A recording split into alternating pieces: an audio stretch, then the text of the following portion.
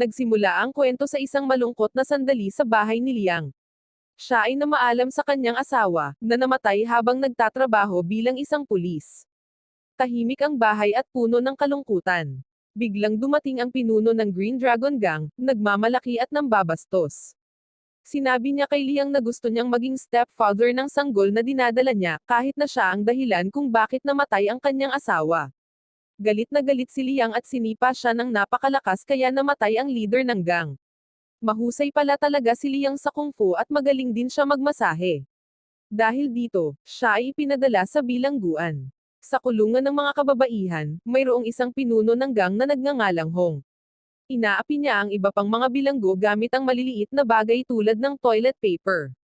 Ang isa sa mga bilanggo ay binugbog ng gang ni Hong. Sa gitna nito, pumasok si Liang upang protektahan ang bilanggo na binugbog nila. Ito ay humantong sa isang away sa pagitan ni Hong at Liang. Nanalo si Liang sa laban, at tinanggap ni Hong ang kanyang pagkatalo. Ngunit si Liang, gamit ang kanyang kakayahan sa masahe, ay tinulungan niya si Hong na pagalingin ang matagal na niyang iniindang sakit sa kanyang likod. Maya-maya pa, naging tense na naman ang mga pangyayari dahil sumakit ng husto ang tiyan ni Liang, ibig sabihin ay malapit na siyang manganak.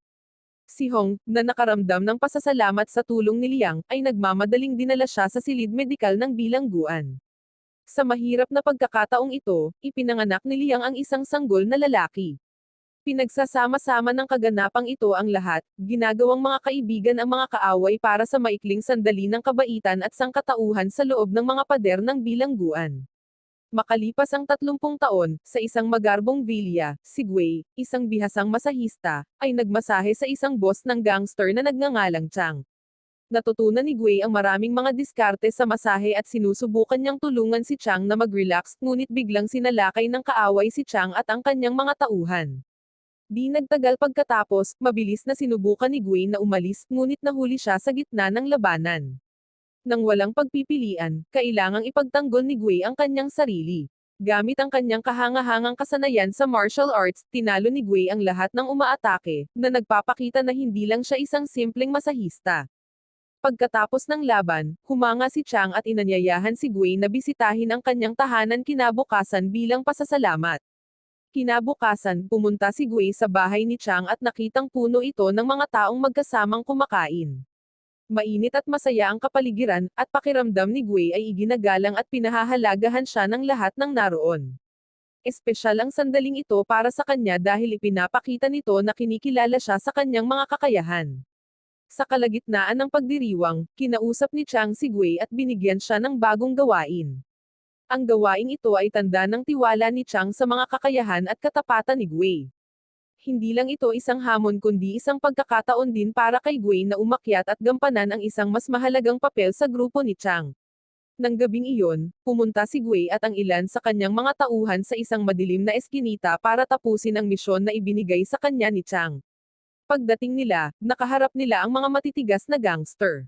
Mabilis na tumaas ang mga tensyon, at magsisimula na ang labanan. Sa oras na iyon, nagpasya si Gui na ayusin ang problema sa isang tunggalian. Siya at ang isa pang lalaki ay pumili ng isang pampublikong booth ng telepono bilang lugar para sa kanilang pag-aaway. Nang walang pag-aaksaya ng oras, nagsimula silang maglaban. Sa huli, nanalo si Gui. Dahil sa kanyang tagumpay, ang dalawang grupo na dating magkaaway ay nagsama-sama sa pamumuno ni Gui. Upang ipagdiwang ang bagong pagkakaisa, lahat sila ay nagpapakuha ng larawan kasama si Chang at ang iba pang miyembro ng gang, na minarkahan ang kanilang bagong katayuan at lakas. Nang gabing iyon, pumunta si Gui sa isang nightclub para magpatuloy sa pagdiriwang. Kahit na nagsasaya siya, hindi pa rin maiiwasan ni Gui ang gulo.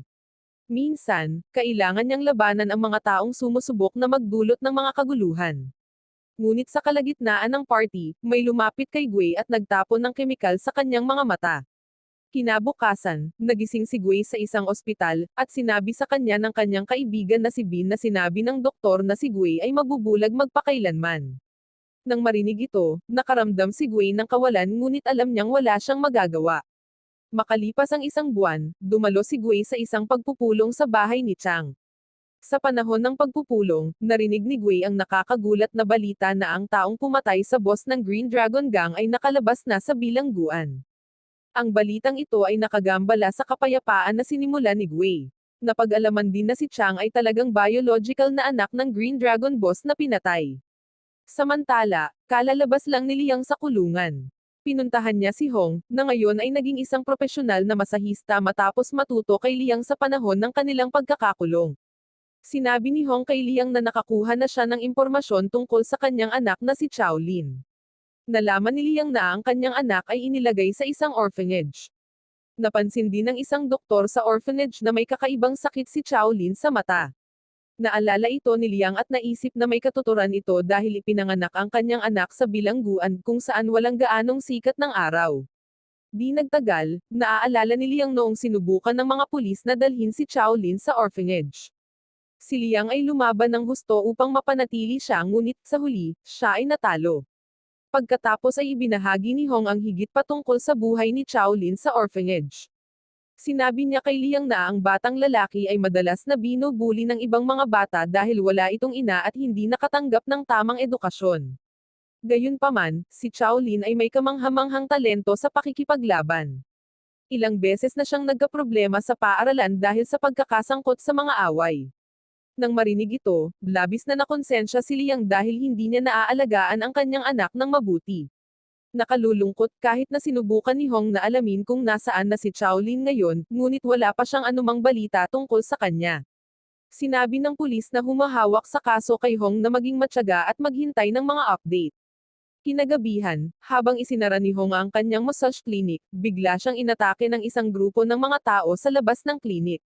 Mahigpit na binabantayan ni Gui ang lugar. Sa hindi kalayuan, nagtatago si Gui, handang isakatuparan ang planong inihanda nila. Lumalabas na sila ang kumidnap kay Hong, na sumusunod sa utos ni Chang bilang bahagi ng mas malaking diskarte. Samantala, binubugbog si Hong ng mga tauhan ni Gui, habang siya ay nakakulong sa isang sako. Lalong nakakatakot ang sitwasyon dahil sa tunog ng pambubugbog at sigaw ni Hong. Gayunpaman, hindi nila napansin na naglagay na si Liang ng bitag. Nang makaharap nila si Liang, lahat ng tauhan ni Gui ay nagtakbuhan. Sa loob ng isang maliit na silid, nagmamasid sina Bin at Gui, napagtanto lamang na wala na si Hong dahil dinala na siya ni Liang sa ospital para sa kaligtasan. Habang nagtatalo sina Bin at Gui, biglang sumulpot si Liang, papalapit sa kanila.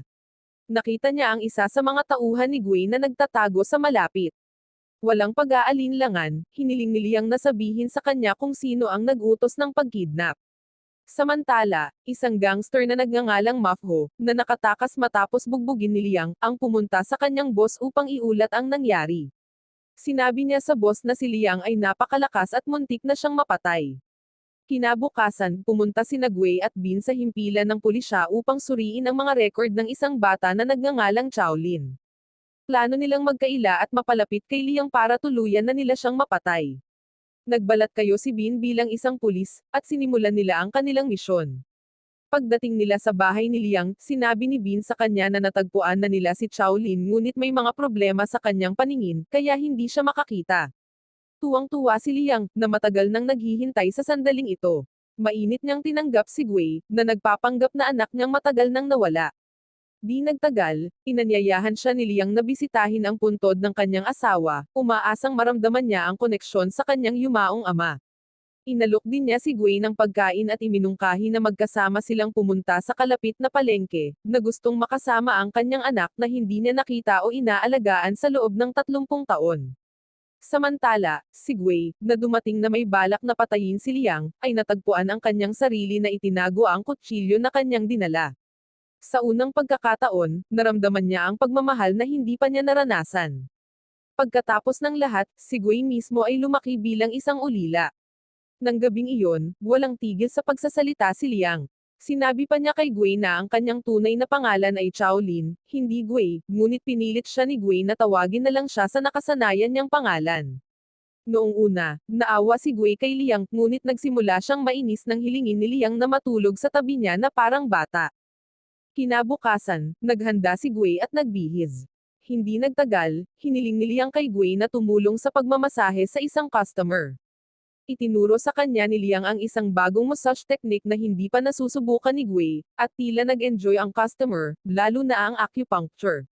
Iminungkahi ni Liang na matuto si Gui ng higit pang mga diskarte sa masahe, partikular na ang acupuncture dahil ito ay makapagpapasaya sa mga customer at makakatulong sa pagpapagaling ng iba't ibang problema sa kalusugan.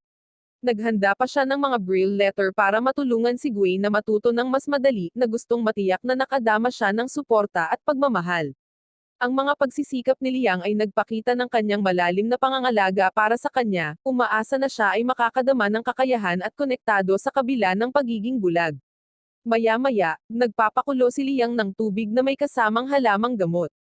Samantala, si Gui, hindi pa rin sigurado kung dapat niyang patayin si Liang, ay nagsimulang mag-isip kung paano isasagawa ang misyon ni Chang.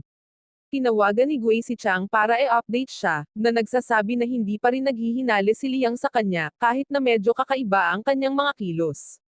Naisip pa ni Gui na pasabugin ang massage clinic, ngunit nasa kanyang imahinasyon lamang iyon.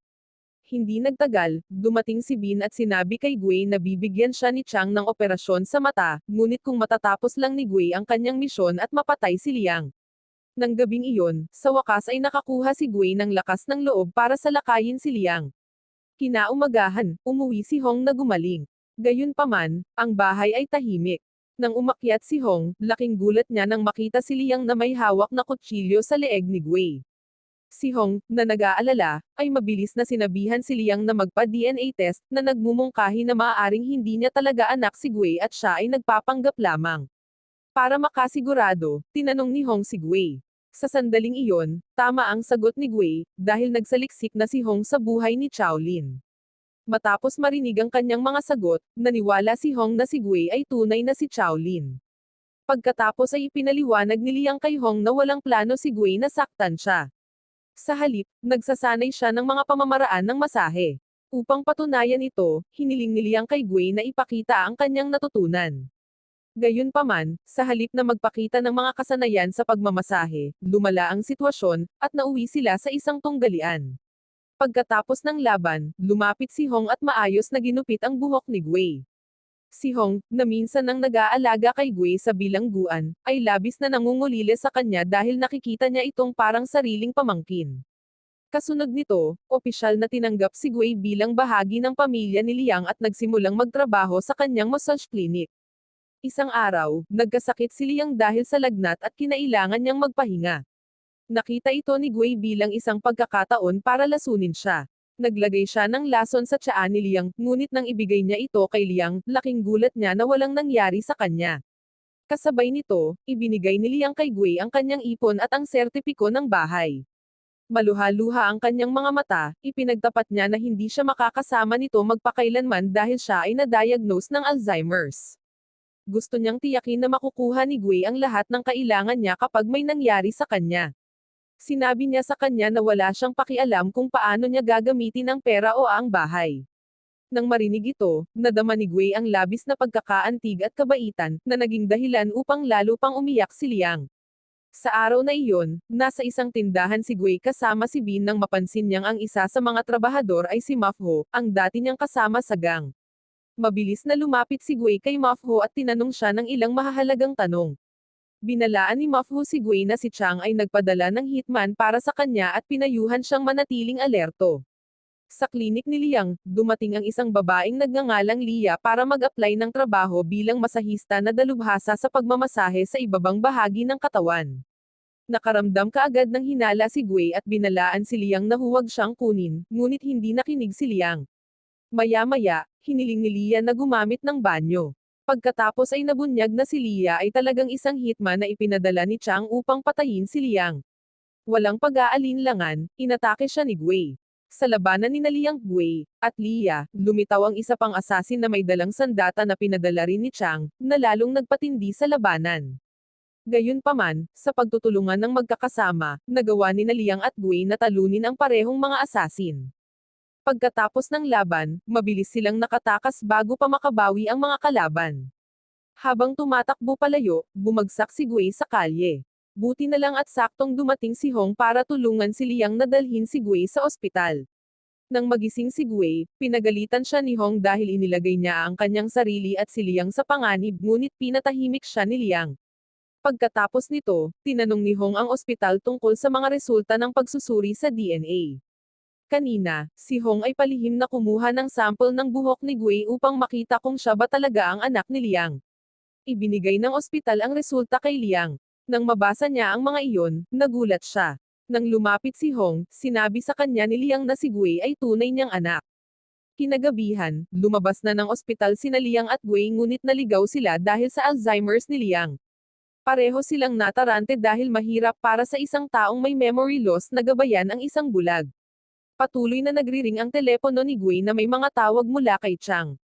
Bagamat hindi siya pinansin ni Gui noon, sa pagkakataong ito ay nagpasya siyang sagutin ang tawag.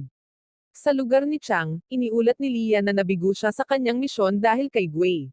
Nagalit dito si Chang, dahil ang taong pinagkakatiwalaan niya ay nagtaksil sa kanya at pumanig kay Liang. Samantala, sina Gui at Liang, na naghahanap ng daan pauwi, ay biglang nahuli ng mga tauhan ni Chang.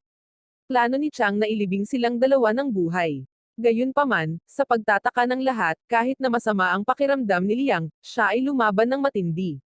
Nataranta ang mga gangster dahil napagtanto nilang totoo pala ang mga chismis tungkol sa malakas at matigas na babaeng ito.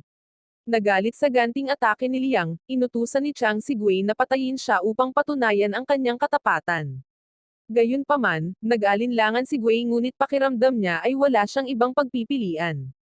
Hindi talaga gustong saktan ni Gui si Liang, ngunit itinulak siya ni Chang mula sa likuran, dahilan para matamaan ng kutsilyo si Liang sa tiyan. Pagkatapos, tumigil ang isip ni Gui nang maramdaman niyang bumaon ang kutsilyo. Naisip ni Gui ang kanyang ginawa. Hindi niya ginustong mangyari ito. Mabilis na inutusan ni Chang si Bin na ilibing siya, ngunit nang marinig ni Gui ang sinabi ni Chang, hindi pa rin siya gumagalaw habang nakatayo at hindi makapagsalita, naghalo-halo ang kanyang emosyon. Pagkatapos ay sinabi ni Chang kay Gui na darating ang isang bihasang doktor sa susunod na araw upang magsagawa ng operasyon sa kanyang mga mata. Sa kanyang pag-uwi, nagbago ang isip ni Gui at nagmadaling bumalik sa kung saan inilibing si Liang, umaasang mahukay siya. Ngunit pagdating niya, hindi niya mahanap ang bangkay nito. Dahil sa pagkakasala, bumalik si Gui sa bahay ni Liang. Hindi niya maiwasang isipin ang nangyari at sa sobrang gulo ay hindi siya makatulog. Kinaumagahan, dumating ang mga pulis upang hulihin si Gui, ngunit nagulat ang lahat nang lumitaw si Liang at sinabing ayos lang siya. Gayunpaman, nagkakaproblema pa rin si Gui dahil nakatali siya sa isang seryosong kaso ng pagpatay. Ang kanyang mga fingerprint ay nasa ebidensya, na tila si Chang ang nagtakda sa kanya para sa pagtataksil. Habang nagiging tense ang sitwasyon, nagpakita si Bin upang ipagtanggol ang kanyang kaibigan. Sinabi rin niya sa pulisya na sagutin ang isang tawag mula sa isang mahalagang tao. Matapos ang tawag, nagpa siya ang pulisya na huwag arestuhin si Gui. Samantala, nalaman ni Chang na buhay pa si Liang. Mabilis niyang inutusan si Lia na tapusin ang trabaho at siguraduhing patay na talaga si Liang sa pagkakataong ito. Inabot ni Chang kay Lia ang isang briefcase na puno ng pera, ngunit sa halip, inalok ni Lia na gawin ito ng libre bilang isang paraan upang makabawi sa kanyang nakaraang pagkabigo. Bumalik sa klinik ni Liang, inihayag ni Bin ang kanyang tunay na pagkakakilanlan. Siya ay talagang isang undercover na pulis na nakipagkaibigan kay Gui upang maghanap ng impormasyon tungkol kay Chang, na sangkot sa mga ilegal na aktibidad tulad ng pagsusugal at droga. Di nagtagal, ipinaliwanag ni Bin na lihim niyang itinigil ang ilang mga pagtatangka na patayin si Liang, na lahat ay orihinal na plano ni Gui. Inamin din ni Bin na siya ang naghukay ng libingan at nagligtas kay Liang kaya naman nabubuhay pa ito hanggang ngayon. Sa kabilang banda, sinabi ni Bin kay Gui na siya ang biolohikal na anak ni Liang at ipinakita sa kanya ang mga resulta ng pagsusuri sa DNA. Gayunpaman, ang mga resulta ay nagpapakita ng kabaligtaran, na nag-iiwan kay Gui na nalilito at bigo. Dahil hindi nakikita ni Gui, sinubukan siyang kumbonsihin ni Bin na makipagtulungan, na nagpapaalala sa kanya na nagiging mas mapanganib na ang sitwasyon. Sinabi rin ni Bin kay Gui na namatay si Mahfoud dahil nalaman ni Chang na nagtatrabaho siya sa pulisya, na nagdaragdag ng higit na stress kay Gui, na nahihirapan na maniwala sa mga sinabi ni Bin. Ipinaliwanag ni Bin ang tunay na dahilan kung bakit nakulong si Liang 28 taon na ang nakararaan. Nagsimula ang lahat ng patayin ng pamilya ni Chang ang kanyang asawa. Bilang tugon, inatake ni Liang ang ama ni Chang gamit ang isang malakas na sipa, na humantong sa kamatayan ng ama ni Chang. Matapos marinig ang buong kwento, binigyan ni Gui si Liang ng pera bilang kabayaran sa mga kasinungalingan at pagkatapos ay umalis. Nang gabing iyon, pumunta si Gui sa kinaroroonan ni Chang matapos siyang tawagan para magpamasahe. Habang minamasahe si Chang, lihim na ginamit ni Gui ang isa sa mga pamamaraan ni Liang para baliin ang kanyang mga buto. Agad na napagtanto ni Chang ang nangyayari at inutusan ang kanyang mga tauhan na salakayin si Gui. Samantala, nasa himpilan ng pulisya si Liang kasama si Bin. Hindi niya sinasadyang narinig si Bin na nakikipag-usap sa kanyang kasamahang pulis na nagsasabi na malamang si Gui ay nasa headquarters ni Chang. Hindi nagtagal, dinala ng mga pulis si Liang sa mas ligtas na lugar. Gayunpaman, sa daan, biglang sumiklab ang sakit ni Liang, at naalala niya ang kakilakilabot na sandali mula sa kanyang nakaraan nang sinubukan ng pulisya na kunin ang kanyang anak. Dahil sa masasamang alaala na iyon, matapang na inatake ni Liang ang mga pulis at sinubukan niyang tumakas. Kinabukasan, sa lugar ni Chang, matagumpay na naayos ng isang doktor ang gulugod ni Chang, na binali ni Gui. Kasabay nito, nahuli ng mga tauhan ni Chang si Gui at naghahanda silang patayin sa pamamagitan ng paglalagay sa kanya sa isang plastic bag at pag-vacuum nito gamit ang hangin. Noon lang, nakatanggap ng tawag si Chang mula kay Liang. Doon, hiniling niya na ibalik ni Chang ang kanyang anak, sinabi niyang wala siyang pakialam kung tunay niyang anak si Gui o hindi dahil nakita na niya ito bilang sa kanya. Sa sandaling iyon, nabigla si Chang nang malaman na nakarating na si Liang sa kanyang lugar at pinabagsak ang kanyang mga bantay. Armado ng malaking sandata, handa si Liang na labanan ang mga asasin ni Chang. Pagkatapos ng matinding labanan, natagpuan ni Liang si Gui na nakakulong sa plastic bag at mabilis siyang pinalaya. Gumamit pa siya ng acupuncture technique para tulungan siyang magising. Sa kasamaang palad, nang magkamalay si Gui, bumalik ang mga gangster at muling sumalakay.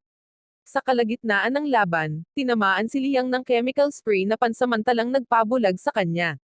Pero kahit hindi niya nakikita, nagawa pa rin niyang bumangon at lumaban. Sa pag-alala sa kanyang tunay na anak, nakipagtambalan si Liang kay Gui, at sama-sama silang lumaban ng husto. Sa huli, nanalo sila sa laban. Matapos talunin ang mga asasin, sinabi ni Gui kay Liang na iba si Chang sa kanyang ama dahil si Chang ay marunong lamang gumamit ng baril. Ibinunyag din niya na si Chao Lin, ang batang hinahanap ni Liang, ay malungkot na namatay matapos makuha mula sa kulungan. Nang marinig ito, si Liang, na nakaramdam ng pagkabalisa at galit, ay nagpasya na kunin ang kanyang baril at tapusin si Chang, sinisisi ang kanyang pamilya sa pagsira sa kanyang buhay. Sa oras na iyon, papatayin na sana ni Liang si Chang, ngunit pinigilan siya ni Gui sa tamang oras. Kinumbinsi niya siya na huwag maging mamamatay tao para hindi siya mabalik sa bilangguan. Nakinig si Liang sa kanya, ngunit nang magyakapan ang dalawa, bumangon si Chang at sinubukan silang barilin.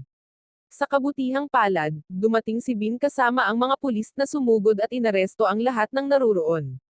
Kinabukasan, kahit na inaresto rin si Gui dahil sa kanyang pagkakasangkot sa ilan sa mga krimen, binawasan ng hukuman ang kanyang sentensya sa 3 taon lamang. Makalipas ang ilang buwan, nasa bahay na si Liang kasama sina Hong at Bin. Pinainom ni Hong si Liang ng kanyang gamot at pinaalalahanan siyang manatiling malakas hanggang sa makalabas si Gui sa kulungan. Wow naman! Doon nagtatapos ang pelikula mga idolo, salamat sa inyong panonood.